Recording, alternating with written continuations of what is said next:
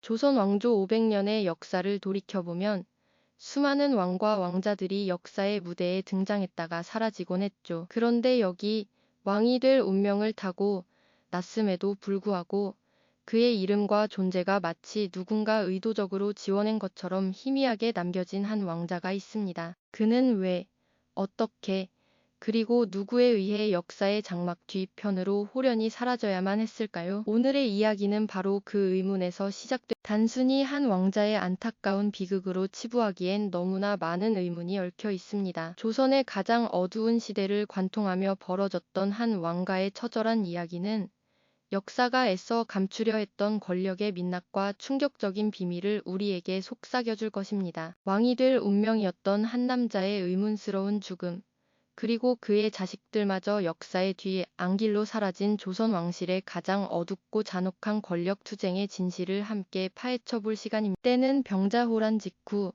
조선은 청나라에 무릎을 꿇고 치욕스러운 강화를 맺어야 했습니다. 인조 임금의 아들인 소현세자는 국난의 책임을 지고 청나라의 수도 심양으로 끌려가는 인질의 신세가 되었죠. 하지만 그는 절망에만 잠겨 있지 않았습니다. 낯선 이국의 땅에서 소현세자는 놀라운 변화를 겪게 됩니다. 당시 서양 문물이 빠르게 유입되던 청나라의 수도는 그에게 새로운 세상을 열어주었습니다. 서양 상인들과 선교사들을 만나면서 그는 그들의 개방적인 사고 방식과 앞선 문물에 깊이 매료되었죠. 국경의 거리를 거닐며 서양 선교사들과 허물없이 대화를 나누고 그들의 눈을 통해 세상이 얼마나 넓고 다양한지 깨닫게 됩니다. 그는 마치 스펀지처럼 새로운 지식과 기술을 흡수했죠. 서양에서 온 신기한 기계들, 예를 들면 시간을 정확히 알려주는 자명종이나 복잡한 천문 현상을 설명하는 서적들을 보며 새로운 세상에 눈을 떠을 겁니다. 어쩌면 그는 이 새로운 문물들을 조선에 들여와 나라를 부강하게 만들 꿈을 꾸었을지도 모르죠. 그의 시야는 한반도를 넘어 세계를 향하고 있었던 것입니다. 그렇게 8년이라는 긴 세월이 흐른 뒤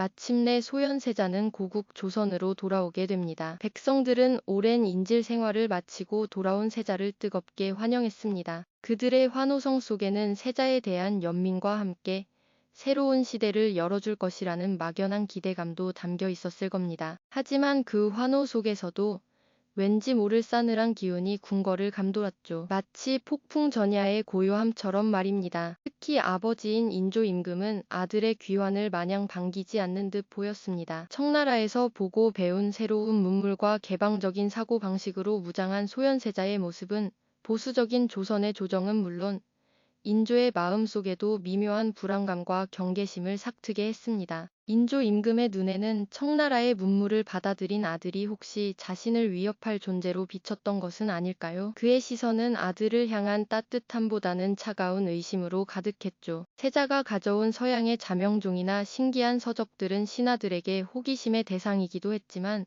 동시에 낯선 위협으로 다가왔을 것입니다. 이러한 미묘한 긴장감 속에서 조선은 새로운 바람과 함께 불안한 그림자를 드리우기 시작했습니다. 세자의 귀환은 단순한 인질 생활의 끝이 아니라 예측할 수 없는 비극의 서막을 알리는 신호탄이었던 것이죠. 과연 소현세자의 새로운 꿈은 조선에서 꽃피울 수 있었을까요? 아니면 그 꿈은 차가운 현실의 벽에 부딪혀 산산조각 나고 말았을까요? 그의 귀환은 조선 왕실의 가장 잔혹한 미스터리를 여는 첫 페이지였습니다. 하지만 그 미스터리는 너무나도 빠르게 그리고 충격적으로 펼쳐졌습니다. 청나라에서 돌아와 조선 땅을 밟은 지 불과 2달여 만인 1645년 4월 23일 소현세자가 갑작스럽게 숨을 거두고 말았죠. 낯선 이국 땅에서 8년이라는 긴 세월 동안 온갖 수모와 고초를 견디며 살아남아 겨우 조선의 품으로 돌아온 세자였습니다. 백성들은 그의 귀환에 나라의 새로운 희망을 걸고 환호했을 테고요. 그런데 어찌 된 일일까요? 그렇게 건강했던 세자가 한순간에 병석에 눕고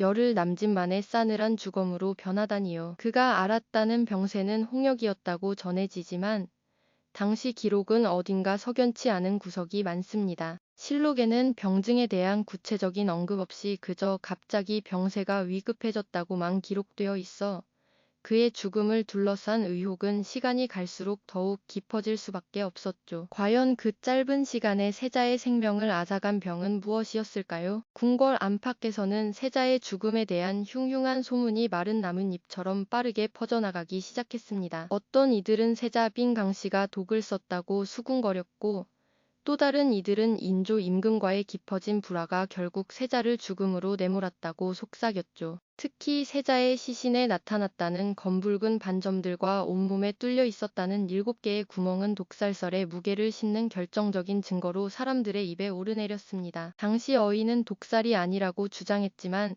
일반적인 병사로는 도저히 설명하기 어려운 기이한 흔적들이었으니 백성들과 신하들의 의심은 커져만 갔습니다. 마치 누군가 세자의 죽음을 은폐하려 했던 것은 아닐까 하는 불길한 예감마저 들게, 무엇보다 세자의 죽음을 대하는 인조 임금의 태도는 상식 밖의 행동 그 자체였습니다. 아들을 잃은 슬픔에 잠겨야 할 아버지가 오히려 냉정하고 비정상적인 모습을 보였으니 말입니다. 인조는 세자의 시신을 보자마자 어이를 물리치고 다른 사람의 손도 빌리지 않은 채 직접 염습을 지시했습니다. 이는 왕실의 예법상 매우 이례적인 일이었습니다. 또한 국장이라는 중요한 장례 절차마저도 간소화하라고 명령했죠. 왕실의 체면과 예를 목숨처럼 중시했던 당시 조선사회에서는 도저히 이해할 수 없는 처사였습니다. 아들을 잃은 비통함보다는 마치 무언가를 황급히 처리하고 덮으려는 듯한 인상을 주었으니까요. 신하들은 당혹감을 감추지 못했고, 그들의 눈에는 슬픔보다 더 큰 불안과 의문이 가득했을 것입니다. 임금의 이토록 냉담한 반응은 세자의 죽음에 대한 의혹을 더욱 증폭시키는 불씨가 되었죠. 세자빈 강씨에게 닥쳐온 비극은 남편의 죽음으로 결코 끝나지 않았습니다. 남편을 잃은 슬픔에 잠길 새도 없이 그녀는 궁궐 안에서 점차 고립되고 위협받는 존재가 되고 말았습니다. 인조는 세자 빈을 향해 몹시 냉대하며 그녀가 세자를 독살했다는 의심의 눈초리를 거두지 않았죠. 급기야 세자 빈을 투기하고 궁중 음식을 제대로 챙기지 않았다는 등의 사소한 구실을 붙여 그녀를 폐위하고 사가로 내쫓으려 했습니다. 이 모든 상황은 소현세자의 죽음이 단순한 병사가 아님을, 그리고 그 뒤에 감춰진 더 큰 음모와 권력 다툼이 있음을 강력하게 시사하는 듯 보였습니다. 한때 왕세자의 아내로서 존경받던 그녀의 삶은 이제 예측할 수 없는 거대한 위기 속으로 빠져들고 있었던 것이죠. 과연 세자 빈강 씨는 이 잔혹한 운명 앞에서 어떻게 맞서 싸웠을까요? 그리고 그녀에게 드리워진 검은 그림자는 과연 어디에서 온 것일까요? 이 모든 의문은 조선 왕실의 깊은 미스터리를 더욱 증폭시키는 요소가 아닐 수 없습니다. 이제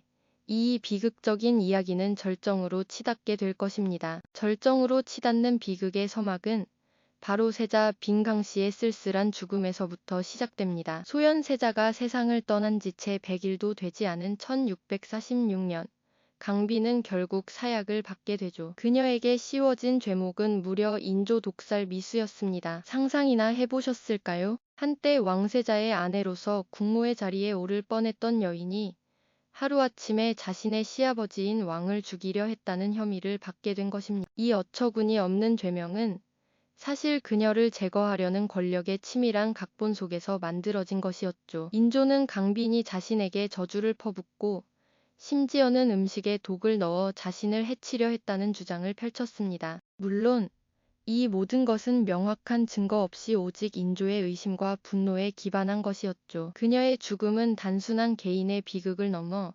소현세자 일가를 향한 왕실의 냉혹한 숙청이 본격적으로 시작되었음을 알리는 비극적인 신호탄이었습니다. 어머니의 비극적인 죽음은 어린 왕손들에게 닥쳐올 거대한 불행의 서막에 불과했습니다. 소현세자의 세 아들, 즉 왕위 계승 서열 1순위였던 이석철, 이석민, 이석견은 하루아침에 죄인의 자식으로 전락하고 말았죠. 왕가의 핏줄임에도 불구하고 그들은 더 이상 궁궐에서 머무를 수 없었습니다. 인조는 이들을 멀리 제주도로 유배 보내라는 명을 내립니다. 드넓은 바다를 가로질러 죄 없는 어린 왕손들이 떠나야 했던 그 길은 얼마나 고통스럽고 참담했을까요? 거친 파도와 매서운 바람이 휘몰아치는 험난한 뱃길 위에서 그들은 불안과 두려움에 떨며 미지의 섬으로 향했습니다. 왕손으로서 누리던 모든 영광은 한순간에 사라지고 오직 고독과 절망만이 그들을 감싸 안았습니다. 제주도에 도착한 어린 왕손들에게 허락된 삶은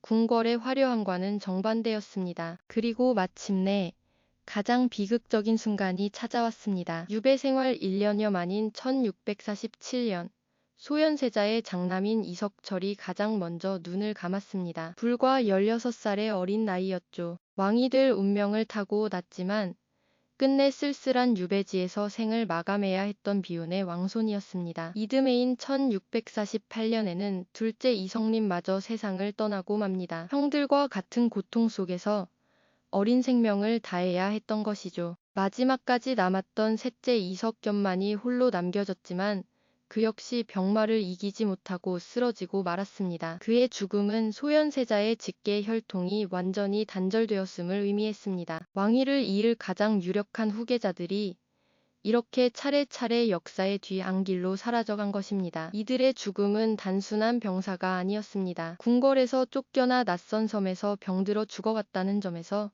이는 권력에 의해 철저히 계획된 숙청이자 비극적인 사례나 다름없었죠. 인조와 효종은 과연 이 모든 비극을 어떤 심정으로 바라보았을까요? 겉으로는 왕실의 안녕을 위한 불가피한 선택이었다고 말했을지 모릅니다. 하지만 그들의 내면에는 분명 가족을 희생시켜야만 했던 냉혹한 권력의 민낯이 자리하고 있었을 것입니다. 왕좌를 지키기 위해 혹은 자신의 정통성을 강화하기 위해 가장 가까운 핏줄마저 제거해야 했던 그들의 고뇌 혹은 냉담함은 오늘날까지도 우리에게 깊은 질문을 던지고 있습니다. 왕이 될 수 없었던 비운의 왕손들이 사라지던 순간 조선 왕실의 가장 잔혹한 진실이 그 민낯을 드러냈다고 해도 결코 과언이 아닐 것입니다. 이처럼 왕실의 가장 잔혹한 진실이 민낯을 드러냈던 순간 역사는 과연 소현세자 일가의 비극을 어떻게 기록하고 기억했을까요? 안타깝게도 승자의 기록이 언제나 그러하듯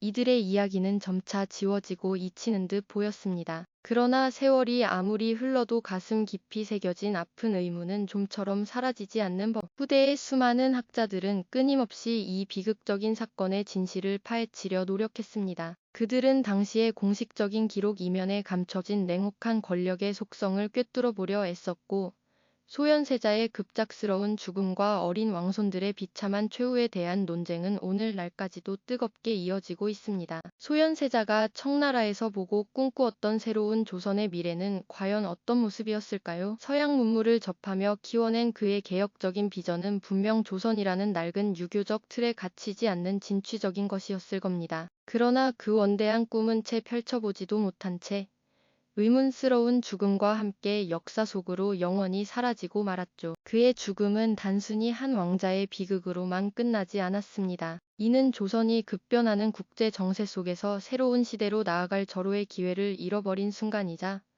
왕실의 안정이라는 명분 아래 얼마나 잔인하고 비인간적인 대가가 치러졌는지를 보여주는 씁쓸한 역사적 단면이기도 합니다. 왕이 될 운명을 타고 났음에도 불구하고 결국 왕좌 근처에도 가보지 못하고 쓸쓸히 사라져야 했던 소현세자와 그의 아들들. 그들은 권력이라는 거대한 해일에 휩쓸려간 비운의 희생양들이었습니다. 권력은 때로 가장 가까운 핏줄마저도 서슴없이 무자비하게 제거할 수 있는 냉혹한 속성을 지녔다는 사실을 이들의 이야기는 너무나 선명하고 아프게 증명해주고 있습니다. 그들의 삶은 짧고 고통스러웠지만 역사의 한 페이지에 깊이 새겨진 그 비극은 후대에게 영원히 지워지지 않는 질문을 던지고 있죠. 과연 무엇이 그들을 죽음으로 몰아넣었을까요? 단순히 병으로 인한 자연스러운 죽음이었을까요? 아니면 권력의 그림자가 드리운 철저히 계획된 사례였을까요? 이처럼 소현세자 일가의 이야기는 단순한 옛날 이야기로 치부하기에는 너무나 많은 의미를 담고 있습니다. 이는 오늘날 우리에게도 여전히 유효한 깊은 통찰을 제공해주기 때문이죠. 권력을 향한 인간의 끊임없는 욕망,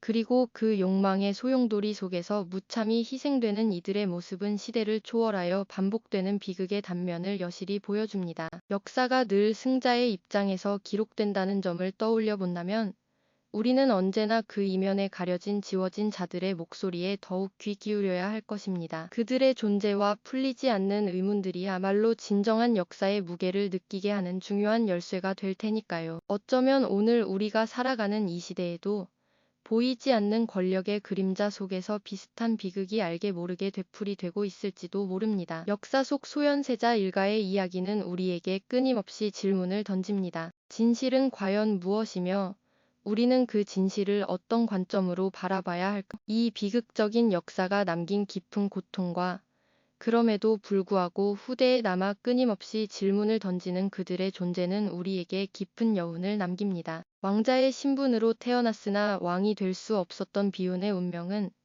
인간의 욕망과 마주한 우리의 숙명에 대해 다시금 깊이 생각하게 역사의 뒤 안길로 사라진 줄 알았던 그들의 이야기는 어쩌면 오늘날까지 우리 곁을 맴돌며 또 다른 미스터리를 속삭이고 있을지도 모릅니다. 다음 이야기에서는 또 다른 조선 왕실의 숨겨진 이야기를 찾아 떠나 보겠습니다. 이 영상이 도움이 되셨다면 좋아요와 구독 부탁드립니다. 여러분의 응원이 제게 큰 힘이 됩니다. 다음 영상에서도 더 유용한 정보를 공유하겠습니다. 감사합니다.